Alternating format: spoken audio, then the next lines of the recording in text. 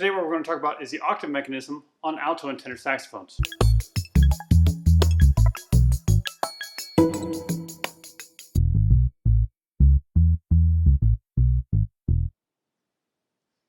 When you use your thumb and open the octave mechanism, we want that gapping to come open.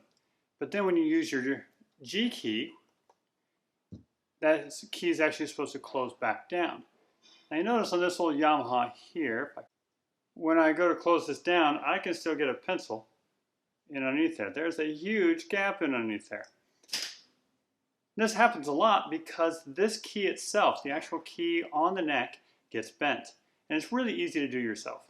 So what I'm going to do on this one, this ring needs to come this way so that this pad will come down a little bit further. So I'm going to put my hand over top of about where this guard is and over top of the pad portion of the key. I'm going to take my thumb and my index finger and wrap around both sides of the neck over here. And I'm simply going to pull up with the thumb and index finger, holding this side down with my finger. Notice how I'm just bracing across the key here and then holding underneath the neck this way. I don't want to actually just squeeze this down. I could bend this portion. I'm just going to brace it from coming up as I'm grabbing here with this hand and pulling up. And it's a firm pull. As I push the octave key, the key comes open, but then when I push the G key, the pad actually closes.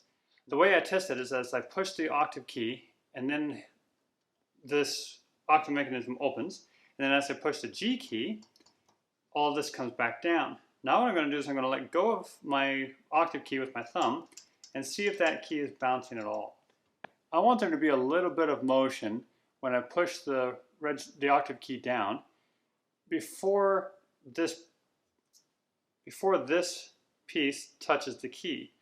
I actually want there to be a little bit of lost motion there before that key travels and takes off. That way I know when I push the G key that there's going to be room for that to come all the way down before this mechanism prevents it from moving any further. Now the opposite is true as well. If we're pushing this register key and nothing's happening, so this key doesn't move at all, this key has been bent too far this direction and we need to pull it back. Let's show you how you do that. What I'm going to do on this one is I'm actually going to reach in underneath this key. I'm going to reach underneath and hold this and put my finger in underneath here to prevent this from going down any further. I'm going to do that with wrapping both my fingers around it. And then I'm going to take my other hand and reach around this key and just simply pull backwards. Now that's going to put some pressure on your finger that's in underneath here, but it's not going to hurt that bad. And we're going to get that to where that key adjusts out just fine again.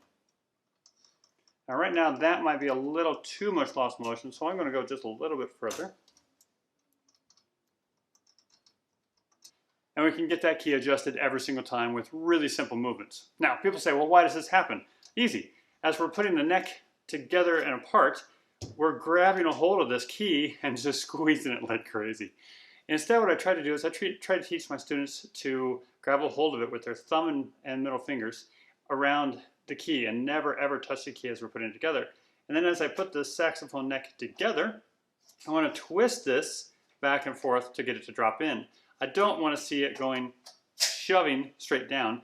That's what ends up, we bind up and we end up pushing the key. But if I twist this back and forth a few times, I can do all of it with the fingers and will never touch that key.